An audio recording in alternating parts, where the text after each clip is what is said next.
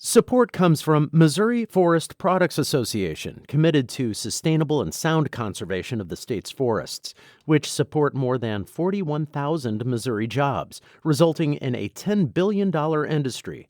ChooseWood.com. Welcome to St. Louis on the Air. I'm Sarah Fenske. One community in St. Louis has been hard hit by the coronavirus pandemic. These are the transgender and non-binary people living in the area. Studies show that they were at high risk for homelessness and some mental health issues even before the coronavirus upended the entire world. Now things have become even more difficult.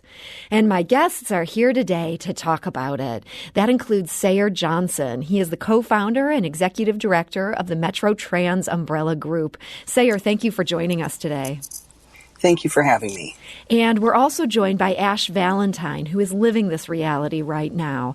Ashe, Hello. Welcome to the show. Hi. And your voice sounds so cheerful. That's great to hear. I know that it's been a hard time for all of us.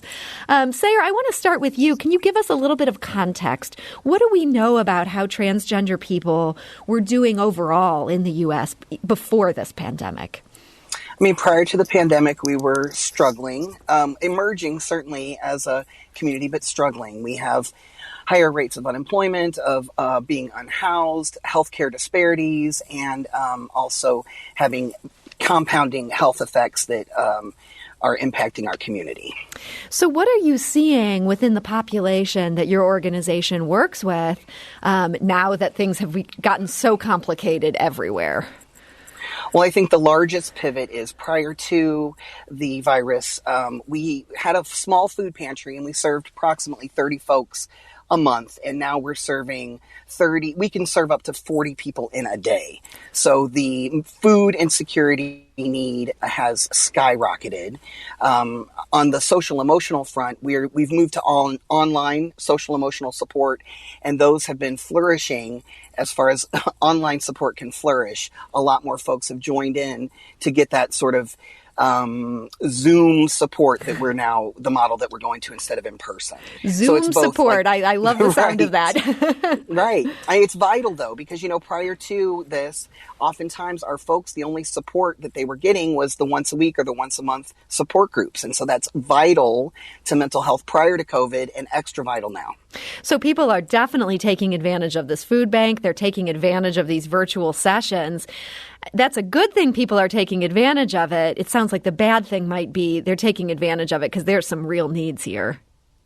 We were not prepared for the amount of need.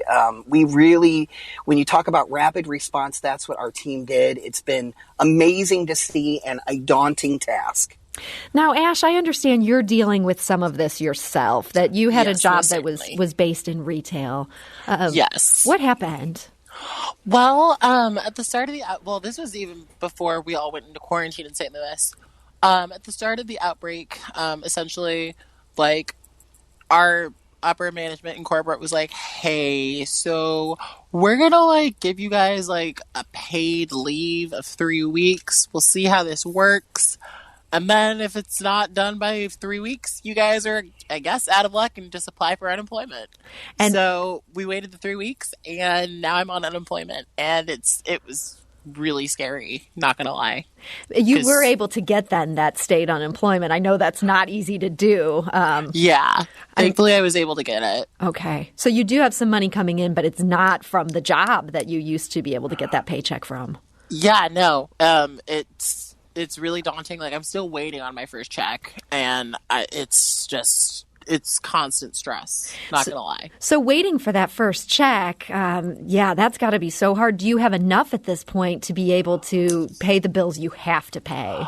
Well, thankfully, my landlord is freezing all bills at this point. And they're just like, you know what? Pay what you can. If you can't pay, that's fine. And they're just letting us, take it easy because they know everyone's being hit really hard by this. That's a good landlord.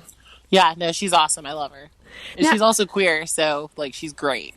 So she has some sympathy for what you're going Yes. through. Yes. That's most great certainly. to hear. Now, Ashe, I understand you're also a drag performer. That work Yes, I also am. has to be affected by this.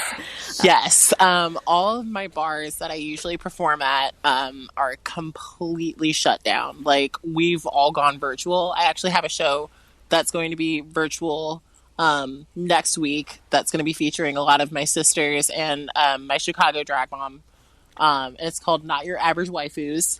It's like an anime comic book themed show, and it's going to be really awesome, and I'm really excited for that. So most performers have gone digital, and they're getting their tips via Venmo and like Cash App instead of like in person now. So it's pretty cool. Are you able to make as much money from a virtual show as you would from something live in person?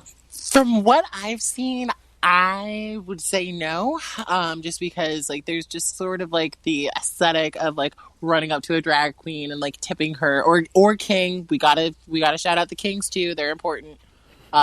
Giving them your money. There's just a certain, I guess, je ne sais quoi to that. But like Venmo, you have to open an app and you have to leave the performance, and there's just all kinds of just barriers to it. So I'm assuming probably not as much. Okay. So I'm wondering with, these couple jobs where you've seen your income severely reduced and then you're not able to get out there and perform in real life, you're doing it virtually. Which part has been harder for you, the lost income or the lost socialization?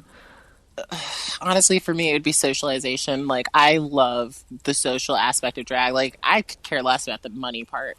But like, the socialization is a huge thing for me just because I love community, and I love especially the queer community in St. Louis because there's just a certain togetherness in being a performer and being a representative of that to the public as a drag performer.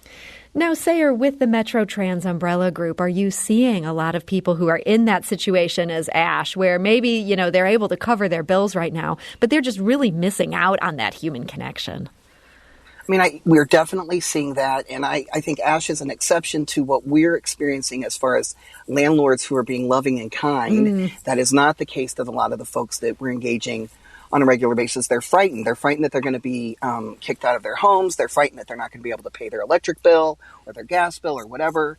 So there's just an enormous amount of fear, and without that communal spirit that we have worked so hard to create for ourselves, it's really taking a toll on folks' mental health. Mm-hmm. Now, Sarah, I know your organization operates out of an apartment that's also become a home base, and you use it a lot for meetings. Prior to all this, I imagine you can't even provide that sort of stopgap housing help now that you're worried about, you don't want to be a conduit for spreading this. How are you able to deal with if somebody's really in trouble, needs a place to stay? Right. And so it's actually a house, but we've basically converted it from a big hangout space, sort of drop-in community center, into a gigantic food pantry. What we do for folks generally, because there are very few systems in place for unhoused people if you're not queer, and if you're queer, there's even less. Unfortunately, what we have are sleeping bags and tents that we can provide for folks. We have lockers that folks can use and have their own lock. I mean, it's frightening. It's a frightening time. And prior to COVID, it was already abysmal, and now there's just sort of a level of hopelessness. But we do our best. We certainly feed folks, and we can give them a temporary shelter, and we try to connect them with other queer folks who can take them in. But again, so many of our folks have compromised immune systems. It can be a really frightening thing to take in a person. You don't know if they've been exposed. So, we're just trying to be creative and supportive and loving, but it's been very, very challenging. Ashe, do you feel like members of this community are stepping up to try to find ways to help each other when there is some sort of need that maybe can be met? Oh, definitely. Like, a lot of the queer people that I've known and that I've come to love in my year actively being in the queer community, like, we go above and beyond trying to help our own, just because, like, some of us, well, most of us have come from, not very good living situations. I know I personally didn't have a great experience personally growing up. So having the connections that you can get in the queer community is great because we all are trying to just help each other, like, survive and just be happy. So, yeah. Sayer, at the same time, though, a lot of this costs money. You know, the emotional support is so important, but you're also talking about a food pantry, and you've got massive need there. Do you have the financial resources to help the people who need help at this point? Well, this was not a line item in our budget. It's not the line item that it needs to be. We've had an enormous amount of support from the local queer community. Specifically, we have an Amazon account, and folks have filled that so many times for us, and we're grateful. The St. Louis Community Foundation provided us a grant that has helped us get a deep freeze and shelving, so all of that. But we're scrambling, and without in-person opportunities to sort of ask for money and to engage in traditional fundraising ways, we're struggling to think of creative ways to fund this crisis. But we are powerful and strong, and queer folks really do step in and step up for each other. So if people are hearing this and they feel the call to help, maybe they haven't been involved with your group, but they feel some identity with what people are going through, what would be the best way for them to financially support you? If you log on to our website, which is www.stlmetrotrans.org, we have a Donate Now button, which the funds can go directly to the outreach and support that we're doing. And as mentioned before, Amazon is problematic in a lot of ways, but right now it's really saving a lot of our folks. So we do have an Amazon account that people can grocery shop on. And we also lovingly accept folks to bring us food to our doorstep, leave it, and we go outside and get it. Okay. So you've been able to make a safe transfer there if people have actual food donations. Yes. Okay. And that's been wonderful and very helpful. Well, it's good to hear that, you're finding ways to get through this. You're finding ways to meet all these needs that you're dealing with. Ashe, I did want to ask you, I know Mayor Lyda Krewson is saying she's getting ready to reopen the city, and we're still looking to hear about the details. But as of May 18th, some things may be open. Bars may be reopening in the next couple weeks. Drag performers may be able to return. How do you feel about getting back out there in a situation like this where there's so many unknowns?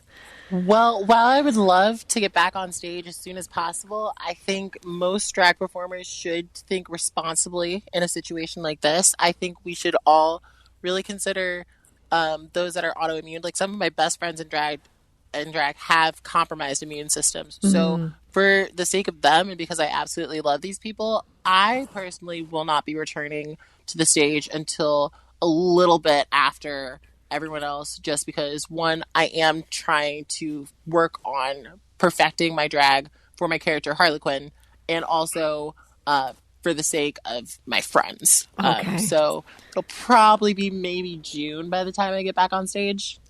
And Sayer, what about for in-person meetings at the Metro Trans Umbrella Group? Do you think if the mayor's restrictions allow for small groups to gather, that you guys are going to be ready for that, or will you want to wait a little bit? Organizationally, until we can get access, on demand to testing, and until we know that there is a vaccine or some sort of treatment that's available to all folks on the horizon, we are not going to gather in groups larger than 10. We don't feel like it would serve our folks who are compromised with immune systems well at all. So no, we are on pause for the time being until, on-demand testing and a vaccine. Okay, so you guys could be waiting a bit, but in light of some of the concerns you're saying with immune systems, it sounds like that is the smart way to go. Yeah. So, yes. All right. Well, Sayer Johnson, Executive Director of the Metro Trans Umbrella Group, thank you so much for joining us today. Thank you so much for the opportunity. We really appreciate it. And Ashe Valentine, thank you for joining us. Of course, anytime. This is St. Louis on the Air on St. Louis Public Radio, 90.7 KWMU.